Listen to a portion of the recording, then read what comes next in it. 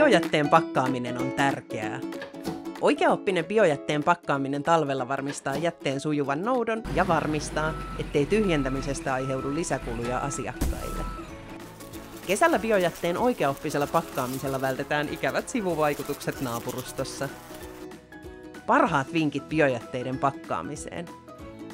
Kerää nestemäiset biojätteet maitopurkkiin. Imeytä nesteet paperiin tai kananmunakennosta tehtyyn silppuun. Biojätteen voi viedä myös ulos jäähtymään. Hyödynnä kotona olevat pakkausmateriaalit.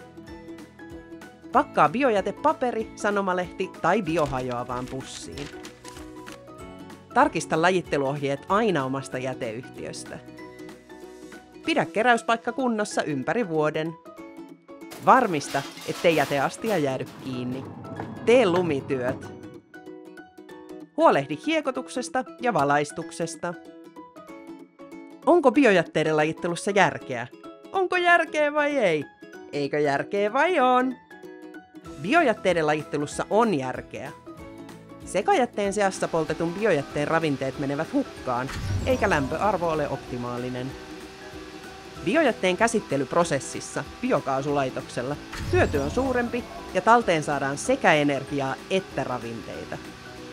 Erilliskerätty biojäte tuottaa energiaa sähkö- ja kaukolämpöverkkoon ja ravinteista jalostetaan laadukkaita kierrätyslannoitteita. Voit muuttaa oman biojäteastian biokimpaksi naapureidesi kanssa ja säästää näin kustannuksissa. Jätekukko!